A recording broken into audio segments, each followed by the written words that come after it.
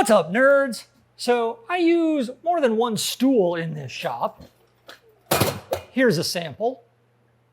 I also have this one.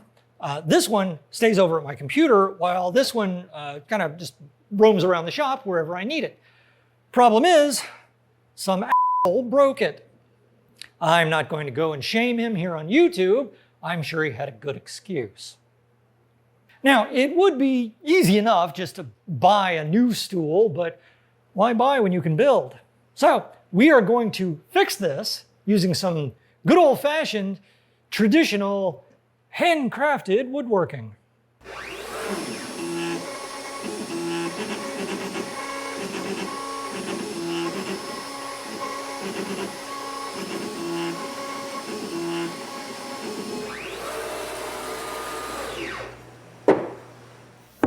This is a template for what's typically referred to as a wedgie sled. That's this guy here. It's used on a table saw for cutting pieces for segmented rings or discs, usually for wood turning.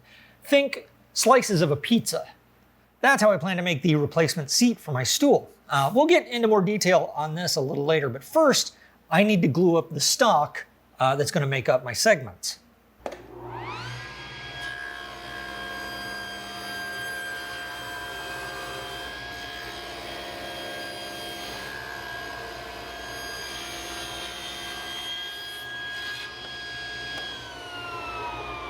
I want to use two contrasting woods to make a pattern, and I was able to dig up some walnut, of course, some white oak, and some mahogany that's left over from that copy I made of the table my dad built in high school shop class. And I think I like the mahogany with the walnut better than I do the white oak. Besides, there's just something fancy about mahogany for some reason. And my butt deserves a little fancy. Every butt deserves a bit of fancy.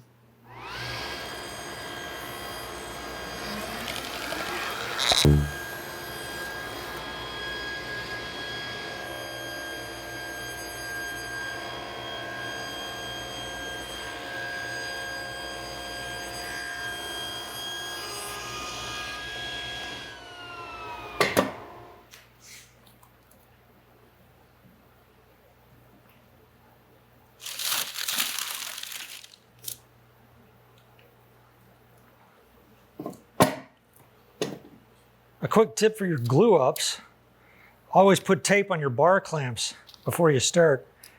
That way you don't end up with dried glue on these.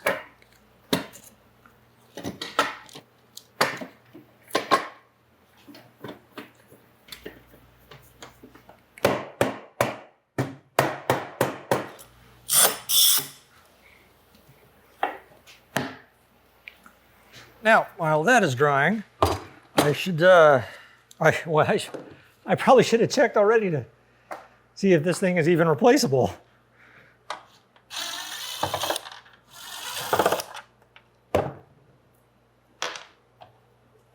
Hopefully this comes off. Oh, good. Yeah, there we go. Oh.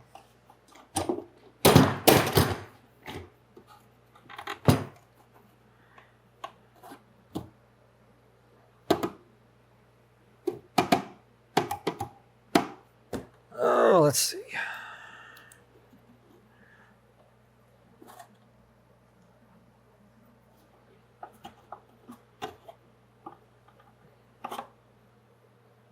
Well, what are these screws for if this doesn't just come right off?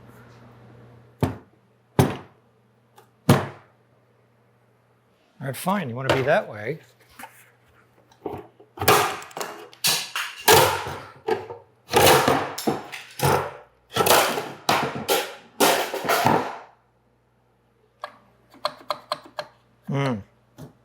Okay, now see, I hadn't accounted for this. So the handle mechanism it's integrated into the plastic, and it presses a button in the middle of this column. So I wonder how much of this plastic I can cut away and have this maintain any kind of integrity. One way to find out.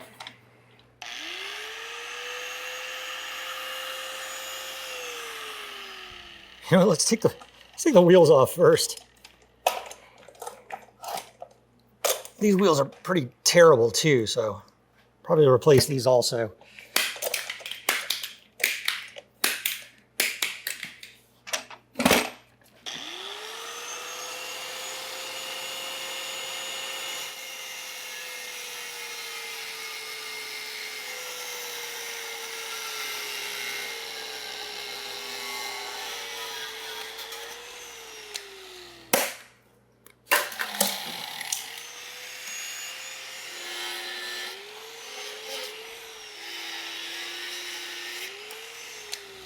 If you're wondering what my plan is here, so am I.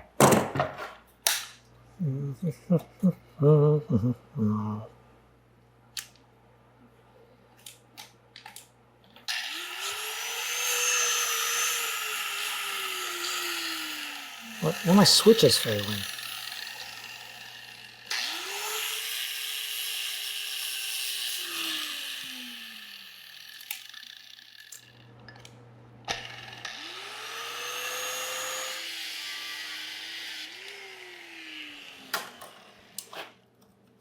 Okay, all right, so this still works just fine. A little demolition always makes creation a little more satisfying, doesn't it? Now, back to the wedgie sled. There are different designs. This one is based on one by Jeremy Schmidt. I will link to his video down in the description. I made this one 3 years ago for a project and then promptly never used it. It takes different templates. This one is cut to 22.5 degrees, which will make 8 segments. And the way it works is this. You just attach it to the sled, place your stock along one edge, make a cut,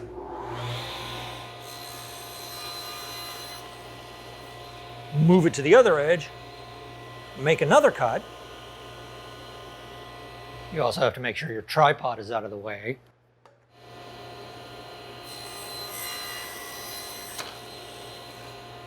And repeat until you have as many segments as the template accommodates.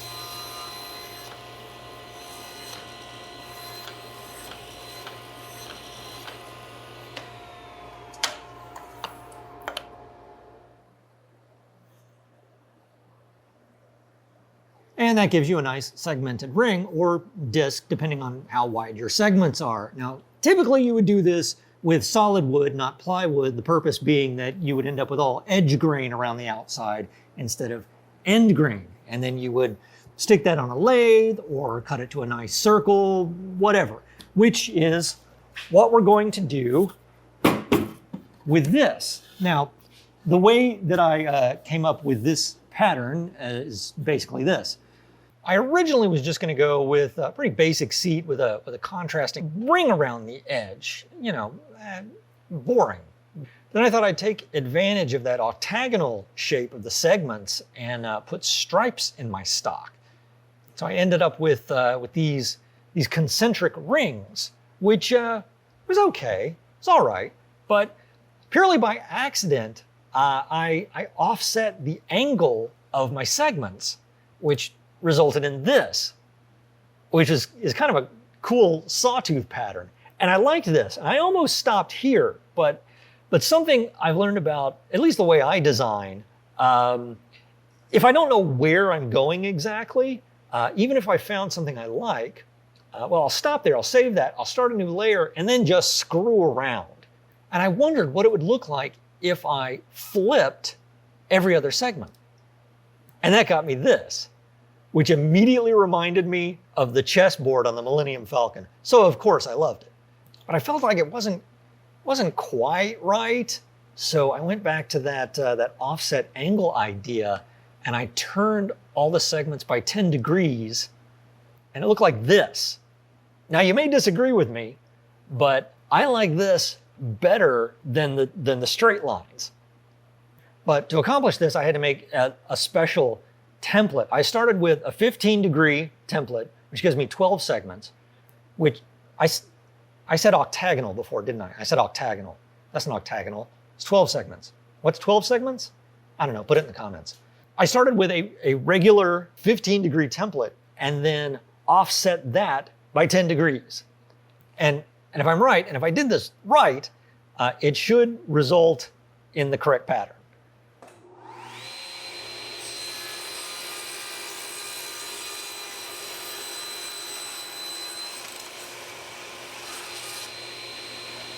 Unbelievable.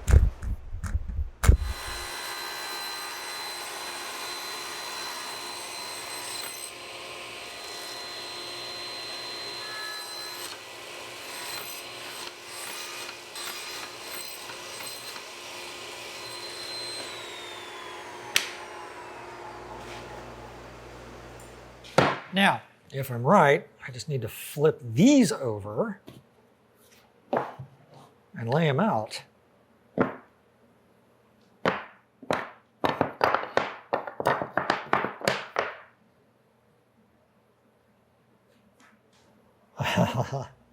Yeah, okay, that is satisfying. Once I varnish these, that should really bring out this contrast. Now, I obviously got some chippy tips here. So one thing you don't want is chippy tips. But I'm going to do some shaping to this, I think. So this should not be a problem. All right, let's glue it up.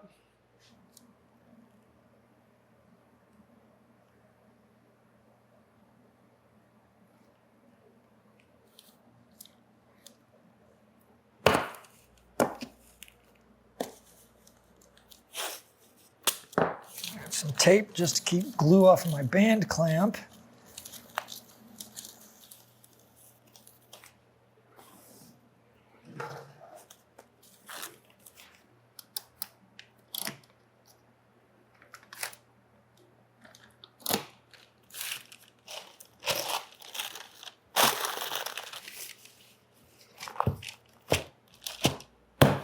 Now, while that dries, back to this thing. I really do not want to recreate the architecture in here for that lever mechanism, so I've decided to leave this intact. I thought about covering it in some sort of wooden shroud or something, but honestly, I just do not want to put that much work into a stool. Unlike my dad, who would put a good 45 minutes into a stool. Although I really think he was just hiding in there for some alone time. That was low-hanging fruit. I apologize. We do dick jokes on this channel, not poop jokes, damn it.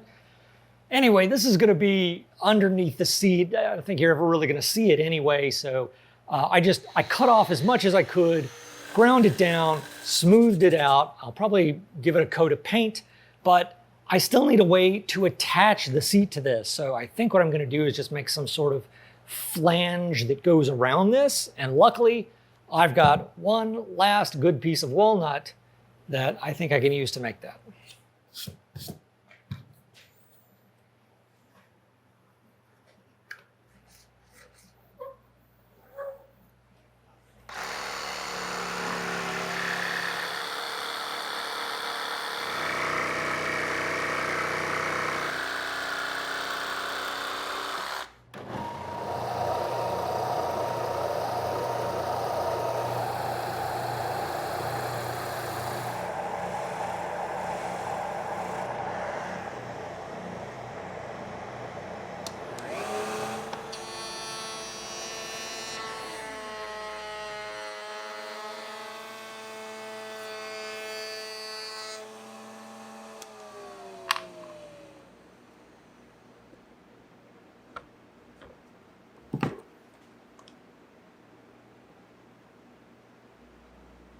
It is getting to where I'm using Total Boat's Thixo in every project.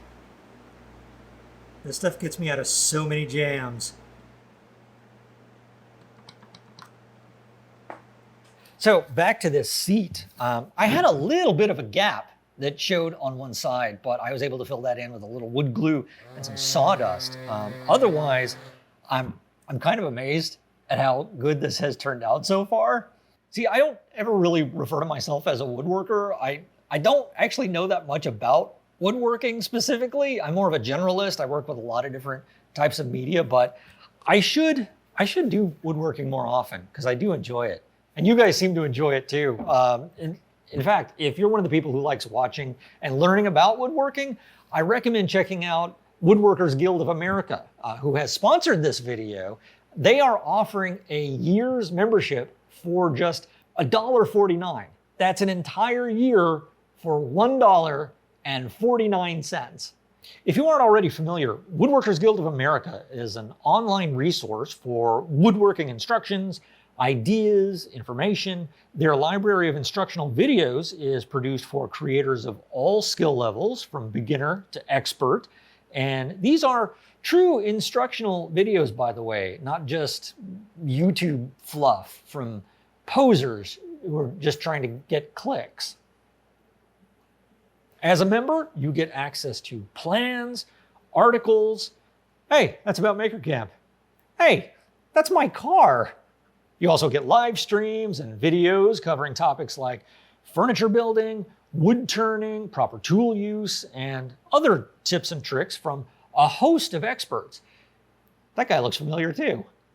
Me, I've been planning to add more storage to this space, which it badly needs, so I've been interested in their content on cabinet making, which I also don't really know that much about. The first 1,000 of my subscribers to click the link down in the video description will get a full year of premium membership to Woodworkers Guild of America for just $1.49. That link is right down there. Click it, join now. So I've already drawn out a circle on here. Now we just need to make this a little more ass-friendly.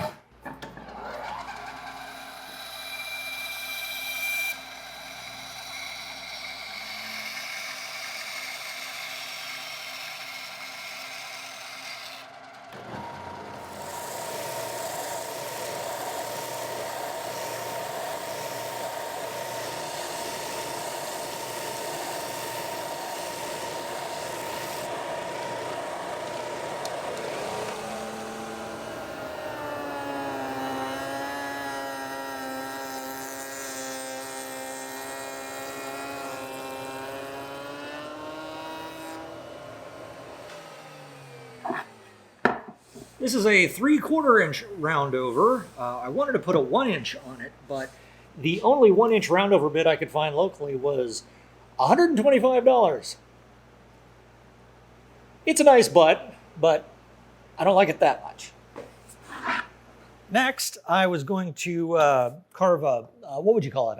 A butt groove, a shallow butt groove in the top of this. And the best way to do that would probably be to turn it on a lathe. However, the only thing that I have that acts like a lathe is my old Shopsmith. And even at its lowest setting, it spins way too fast for something of this diameter. This would spin scary fast. So I'm not gonna do that. I could carve it over on my robot, but frankly, I don't want to take the time to model it, set the whole thing up. I also considered carving it out with a flap disc on an angle grinder, which would probably work, but it would kick up a lot of dust with no real way to collect it, which means I would have to do that outside where it's almost 100 degrees. And honestly, I just don't care about it that much. Not every project has to be precious and perfect, is something I keep telling myself. So I am just going to see how far I can get with an orbital sander and some 60 grit sandpaper.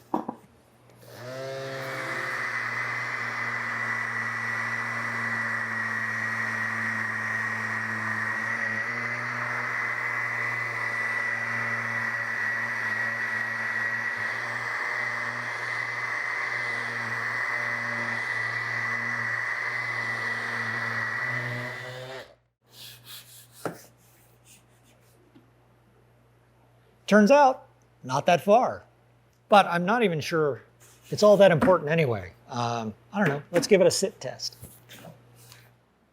Apple box. Yet another use for an apple box. Okay.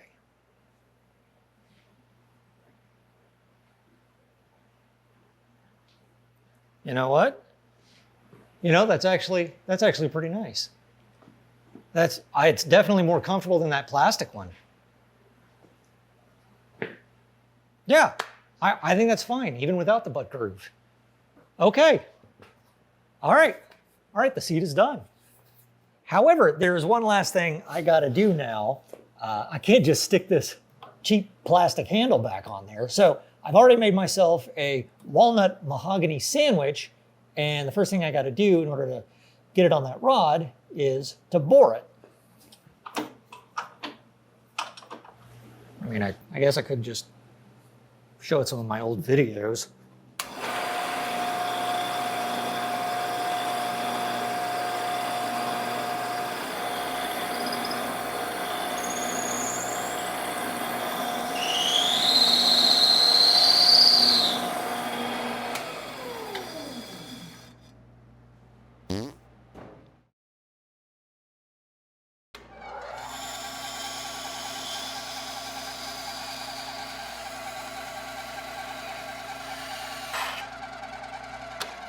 Now for this, the shopsmith should be doable. And rather than just a narrow spindle shape, I'm going for a paddle.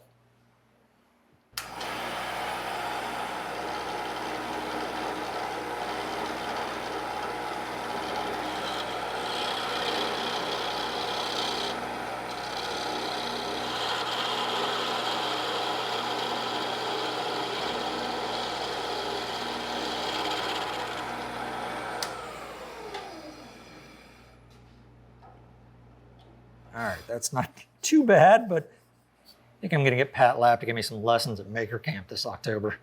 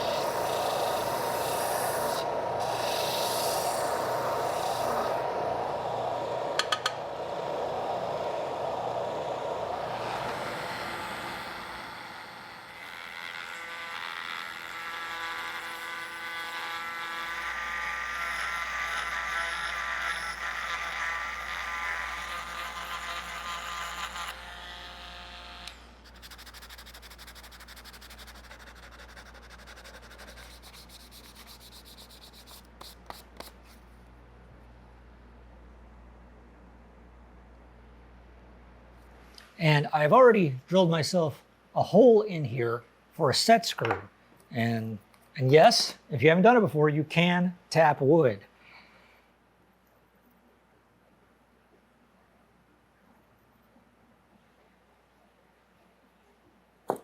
This will make sure that it stays in the proper orientation. This by the way, if you have ever used a set screw ever, this is one of the best things you can buy for your shop. It comes in imperial and metric, and it was like $20, $25. It comes in a ton of sizes. I usually link to the tools I use down in the video description. There's also a link to Patreon down there if you want to get access to behind the scenes stuff. I usually do what I call a post-mortem on each of these videos. It goes into more detail on a lot of the stuff I did. Yeah, that should work pretty good as long as I don't over tighten it.